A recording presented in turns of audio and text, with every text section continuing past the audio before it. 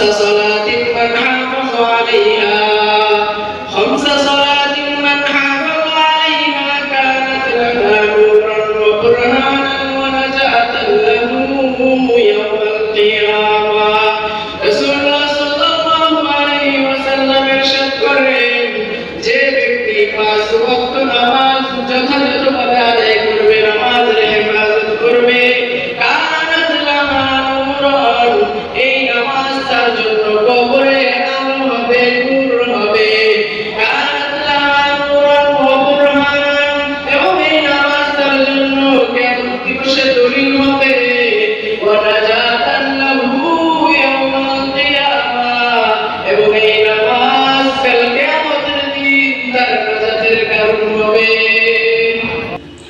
মুহতারাম ইমানদার দিনী ভাইরা, আমরা সকলেই সেই মহান রব্বুল আলামিনের দরবারে শুকরিয়া আদায় করি যে মহান রব্বুল আলামিন আমাদের সকলকে দুনিয়ার সমস্ত কর্ম ব্যস্ততা থেকে ফারিগ করে আমাকে আপনাকে ওলিয়া আউলিয়াদের মজলিস, গুনাহ মাফের মজলিস, হাক্কানি আঞ্জুমানের মজলিস, সুফি মুফতি আজম ইয়াসির রাহমাতুল্লাহি আলাইহির মজলিসে আসার এবং বসার তৌফিক দান করেছেন, এজন্য সকলেই বলি আলহামদুলিল্লাহ। আমি খুবই ছোট মানুষ, খুবই নগণ্য গুনাহগার বান্দা, আপনাদের এখানে দাঁড়ানোর কোনো যোগ্যতাই আমার মধ্যে নেই, এরকম এলেমও আমার মধ্যে নেই। এজন্য যদি আমার মুখ থেকে বের হওয়ার কোনো কথা ভুল ত্রুটি হয়ে থাকে তাহলে সকলেই ক্ষমার দৃষ্টিতে দেখবেন এবং সংশোধন করে দিবেন। আর আমি এখানে যতটুকুই কথা বলি যদি ভালো লাগে থাকে তাহলে তা আমলে পরিবর্তন করার চেষ্টা করবো ইনশাআল্লাহ। আমি যে আয়াতটা তেলাওয়াত করছি قد أفلح المؤمنون الذين هم في صلاتهم خاشعون, একজন মুমিন তখনই সফলকাম হয় যখন সে তার নামাজে খুশুর সাথে নামাজটা আদায় করতে পারে। তো এই নামাজ সম্পর্কে কিছু কথা বলার চেষ্টা করব। নামাজটা কিন্তু আমাদের হাক্কানি আঞ্জুমানের বাইরের কোনো আলোচনা না, বাইরের কোনো আলোচনা। আমি আজকে 5 মাস হলো যে এই হাক্কানি আঞ্জুমানের খেদমতে আছি আলহামদুলিল্লাহ। এই 5 মাসের মধ্যে আমার হাক্কানি আঞ্জুমানের আমি যতটুকু দেখেছি এবং যতটুকু বুঝেছি, আমার সবচেয়ে ভালো লাগার জিনিস হলো যে হাক্কানি আঞ্জুমানের যে প্রধান স্লোগান তার মধ্যে সর্বপ্রথম বাক্য হলো যে নামাজ বিনা কাজায় আদায় করা, নামাজ বিনা কাজায় আদায় করা। তো এই নামাজ সম্পর্কে আমরা কতটুকু জানি বা অনেকেই নামাজ সম্পর্কে গাফলতি থাকে, এজন্য আমি নামাজ সম্পর্কে দুইটা কথা বলার চেষ্টা করব। তো নামাজের আলোচনা যত হবে তত আমাদের নামাজের প্রতি আগ্রহ বাড়বে, যে কোনো বিষয় তার প্রতি যত আলোচনা হবে তার প্রতি তত আগ্রহ বাড়বে। তো নামাজের ইতিহাস বলতে গেলে আমাদের চলে যেতে হবে মেরাজের ঘটনায়। রাতে ওলামায়ে কেরাম মেরাজের ঘটনা বর্ণনা করেছেন। তো সেখান থেকে আল্লাহ রাব্বুল আলামিন যখন রাসূলুল্লাহ সাল্লাল্লাহু আলাইহি ওয়াসাল্লামকে আসমানে নিয়ে যখন ফেরার সময় নামাজ দিলেন, কয় ওয়াক্ত নামাজ দিয়েছিলেন? 50 ওয়াক্ত নামাজ দিয়েছিলেন সর্বপ্রথম। কয় ওয়াক্ত? 50 ওয়াক্ত নামাজ প্রথমে দিয়েছিলেন। তারপরে যখন ফেরার পথে হযরত মুসা আলাইহিস সালামের সাথে দেখা হয় তখন রাসূলুল্লাহ সাল্লাল্লাহু আলাইহি ওয়াসাল্লামকে মুসা আলাইহিস সালাম জিজ্ঞাসা করলেন, ইয়া রাসূলুল্লাহ, আপনার উম্মতের উপর কি খরচ করা হয়েছে? তখন রাসূলুল্লাহ সাল্লাল্লাহু আলাইহি ওয়াসাল্লাম বললেন যে আমার উম্মতের উপর 50 ওয়াক্ত নামাজ খরচ করা হয়েছে।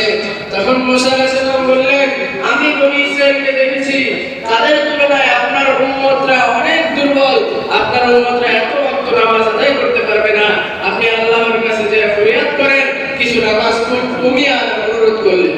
তখন রাসূলুল্লাহ সাল্লাল্লাহু আলাইহি ওয়াসাল্লাম আল্লাহর কাছে আবার গেলেন। এভাবে যেতে যেতে কমিয়ে আনতে আনতে যখন 5 ওয়াক্ত নামাজ হয়ে গেল তখন মুসা আলাইহিস সালাম আবার বললেন যে আপনি আরো কমিয়ে আনেন। তখন রাসূলুল্লাহ সাল্লাল্লাহু আলাইহি ওয়াসাল্লাম বললেন যে না, আমি এখন এই 5 ওয়াক্ত নামাজের কমিয়ে আনতে গেলে আমি আল্লাহর কাছে যেতে লজ্জা বোধ করছি। এই কথাটি আল্লাহ রাব্বুল আলামিনের খুব পছন্দ হয়েছে। এই কারণে তখনই আল্লাহ রাব্বুল আলামিন ঘোষণা করলেন যে 5 ওয়াক্ত নামাজ আমি তোমাদের উপর ফরজ করেছি, কিন্তু যে ব্যক্তি এই 5 ওয়াক্ত নামাজ যথাযথভাবে আদায় করবে আমি তাকে 50 ওয়াক্ত নামাজের সওয়াব দান করব। সুবহানাল্লাহ। তো সময় বেশি নয়, আলোচনা দীর্ঘ করব না। আমি একটা হাদিস দিয়ে এই হাদিসের মধ্যে নামাজের গুরুত্ব, নামাজের উপকারিতা এবং অপকারিতা সব কিছু রয়েছে। এই একটা হাদিস বলে আমি আমার আলোচনা শেষ করব। হাদিসটা হলো মুসনাদে আহমদের 6576 নম্বর হাদিস। রাসূলুল্লাহ সাল্লাল্লাহু আলাইহি ওয়াসাল্লাম ইরশাদ করেন, খামসা সালাতিন মান হাফাযা আলাইহা, খামসা সালাতিন মান হাফাযা আলাইহা কানাত লাহু নূরান ওয়া বুরহানান ওয়া নাজাতান লাহু ইয়াওমাল কিয়ামাহ। রাসূলুল্লাহ সাল্লাল্লাহু আলাইহি ওয়াসাল্লাম ইরশাদ করেন, যে ব্যক্তি পাঁচ ওয়াক্ত নামাজ যথাযথভাবে আদায় করবে, নামাজের হেফাজত করবে, কানাত লাহু নূরান, এই নামাজ তার জন্য কবরে আলো হবে, নূর হবে। কানাত লাহু নূরান ওয়া বুরহানান, এবং এই নামাজ তার জন্য কিয়ামত দিবসে দলিল হবে। ওয়া নাজাতান লাহু ইয়াওমাল কিয়ামাহ, এবং এই নামাজ কাল কিয়ামতের দিন তার নাজাতের কারণ হবে। সুবহানাল্লাহ। এই এক হাদিসের মধ্যে নামাজের যে উপকারিতা এটা বর্ণনা করে দেওয়া হয়েছে।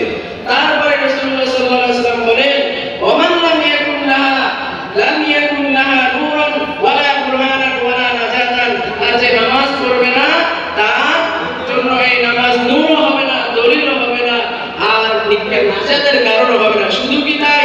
শুধু তাই নয়, ওয়া কানা ইয়াওমাল কিয়ামাতি মা ফিরআউন ওয়া হারুন ওয়া কারুন ওয়া উবাই ইবনে খালদ, আর বেনামাজি শুধুমাত্র এগুলো যে পাবে না, এই পুরস্কারগুলো পাবে না, শুধু তাই নয়, বেনামাজি হাসর নাসর হবে।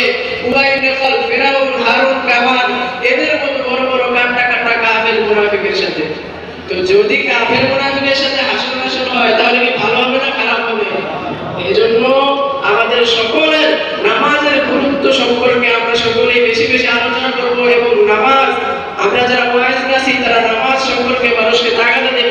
কারণ যদি ফল খেতে হয় তাহলে কি আগে গাছ লাগাইতে হয়, গাছ না লাগাইতে পারলে ফল খেতে পারবেন? এই জন্য যদি কাউকে হক্কানি আঞ্জুমান সম্পর্কে দাওয়াত দিতে হয়, সর্বপ্রথম তাকে মসজিদে আনতে হবে নামাজের দাওয়াত দিয়ে। এই কারণে যদি আমরা সকলকে নামাজের দাওয়াত দিতে পারি তাহলে আমাদের এই হক্কানি আঞ্জুমানের প্রচার প্রসারের কাজ আশা করি একটু বাড়বে। আল্লাহ রাব্বুল আলামিন আমাদের সকলকে তৌফিক দান করুন। ওয়া আখিরু দাওয়ানা